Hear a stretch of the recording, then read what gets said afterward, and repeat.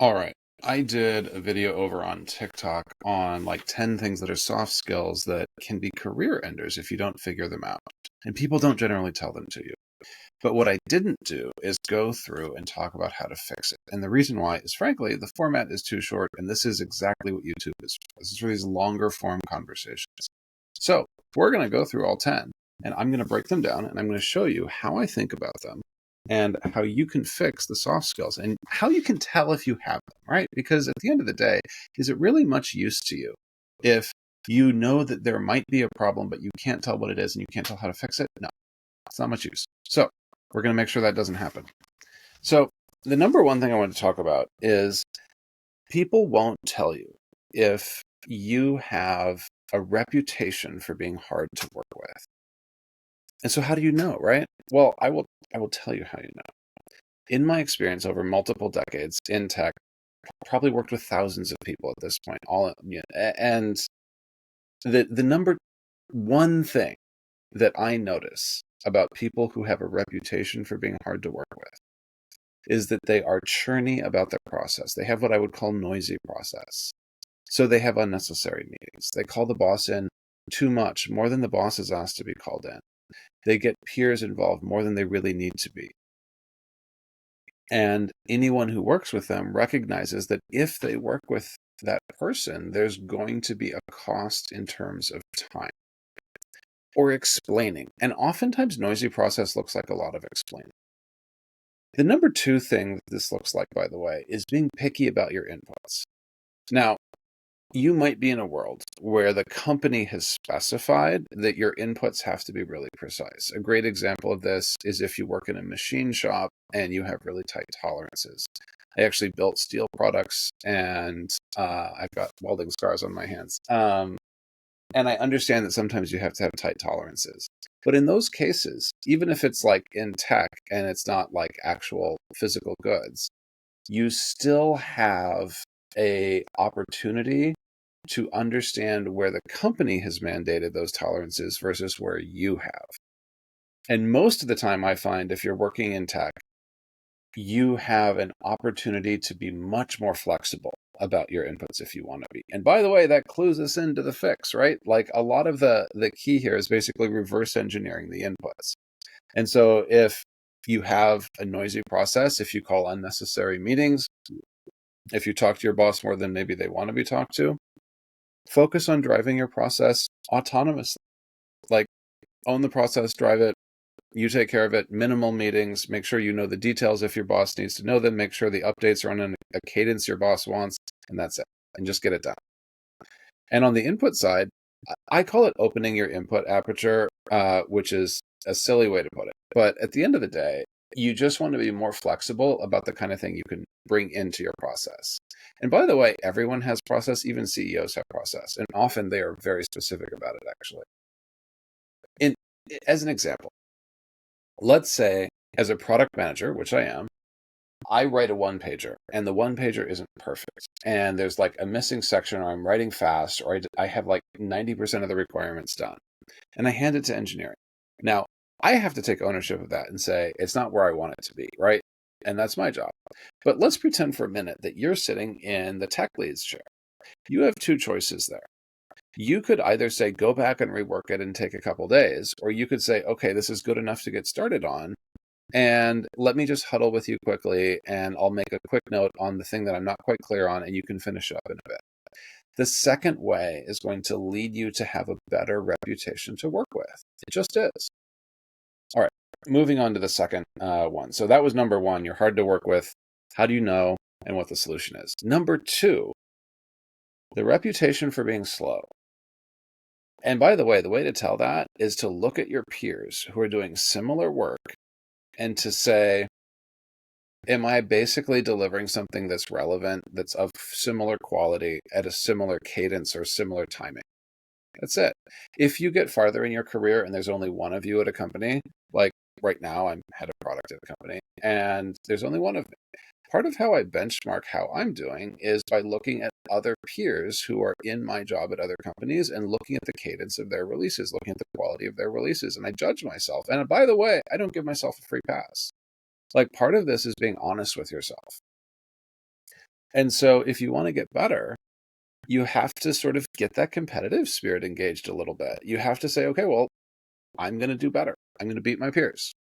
Just as a game with myself, I don't have to brag about it. I don't have to talk about it. I don't have to admit to anybody it's a competition.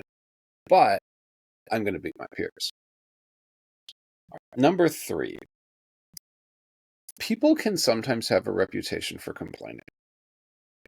If you are often the person who is bringing it up, quote unquote, or starting the conversation down the sort of path of complaining, what you'll notice is that people frequently get nervous around you. Or maybe you don't notice it and that's why you're here. But whether you realize it or not, people find it really worrying when you complain about work at work because it's dangerous.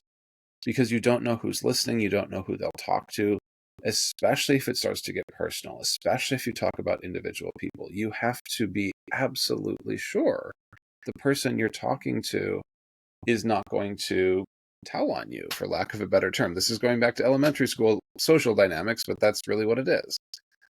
And even if you're sure, it's usually not a good idea. And the reason for that is you're putting your breath into complaining instead of into fixing what you can fix, and instead of into nurturing positive dynamics, which is actually almost more important in situations that are really toxic. If you can put your energy into nurturing at least a small positive dynamic in your space, it's going to give you more bandwidth to engage in your work, to survive your day. Like all the stuff that people talk about, complaining doesn't really fix it. Even if it's soft stuff, even if it's stuff around how difficult the workplace dynamic is and you can't fix it, complaining still doesn't make it better. It still makes it worse. And so my suggestion here is, if it's sort of feeling habitual for you and like you kind of know you do it, but like it's really hard not to because it's so obvious, see if you can find another topic for a bit. Look, I have a corgi. Talking about dogs is usually a winner. I'm not necessarily someone I would describe as always a dog person, but I do find that that's like a helpful topic of conversation for a lot of people, because a lot of people like dogs. They like to hear what the dog did, and like it's a light topic, and you can pick something different, right? Pick cats, pick going on a hike, pick whatever you want, pick a movie. Just find a way to switch the topics, so you switch the track in your head, and that's how you kind of undo the complaining track. All right, number 4, icing or cake. This sounds like some kind of comedy routine, but the truth is you don't get credit for doing the extra stuff at work, the icing, if you're not doing the core stuff, which is the cake. And so if anyone has had to ask you, where is the cake? And they don't mean it literally, they mean like, where is the core deliverable for your work in the last month or two? Stop doing anything that is extra until you figure out what is going on there. Just focus on delivering on the cake. Just bake the cake for like a month. See if you can do it perfectly. And it's really simple on that one. So that's 1, 2, 3, 4. And then the 5th one is, sometimes people will focus on others or on the past or anything that they don't have to take ownership for. They'll sort of like deflect, right? So if you ever find yourself saying, well, that's why, that's a clue. And the solution there is actually it's in your head. Practice a game where the reason why is always you. And I don't say that because I want you to blame yourself, et cetera, et cetera. That's usually not productive. It's because if you practice that game, you're rewiring your brain a little bit. So your brain doesn't always go to like running away from the responsibility. It doesn't always go to, well, it's the manager over there and they're the ones that are keeping me from delivering my project. And if you practice that game, you're going to find that you probably have more control in the situation than you realize. And you are also going to have a better reputation for focusing on stuff you own, which tends to lead to more positive social dynamics for your career. All right, let's keep rolling here. Lack of flexibility. That is the next one.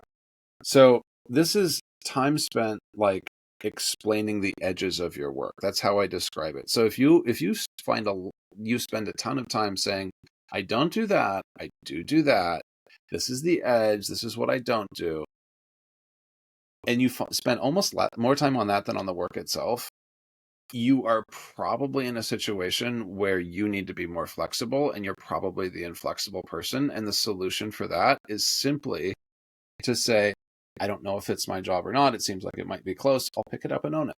Just try that for a bit. And I'm not saying try that to the point where you literally can't do anything else. I'm not saying try it to the point where your core work suffers, because we talked about that already in the cake versus icing problem. But you usually have room to pick up a couple of pieces here and there, and you can do that, and you can change your reputation on whether or not you're flexible. Okay, so where are we? So flexibility was number 1, 2, 3, 4, 5, 6. So now number 7, I can count. You got to own your activity and not your impact. If that's you, that's a problem. You got to own your impact first, always. And so if you catch yourself saying stuff like, oh, I did my part, like I did my part, I wrote the code and it went to production, it's the product manager's fault that like it didn't work. I've talked with engineers like that. That is not a fun conversation. Own the impact. And it's actually one of the quickest ways to build your career. And it's a really simple way to reverse engineer, because if your response, instead of saying, well, I did my part, is to say, well, let's see what happened and how we can fix it. That's a much more curious mindset. It's a mindset that admits the problem is real and the issue, like driving impact, is real. And it admits that you can play a part in driving it. And that's what people are looking for in people who want to grow their careers. Okay. The next one, this is the second to last one. This is number 9. If you are not showing enough dedication to the problem, it's a problem. If you say it's not my problem, or if you say, you know what, I'm out of here. And my challenge to you, by the way, the solution here is not overwork. The solution here is to become the office expert on a problem space that is relevant to your area. If you become the person to go to, the subject matter expert on an area relevant to your discipline, so people go to you and they know that you care about it and you can address it, that's a huge career hack. That's the solve. All right, number 10, socially awkward.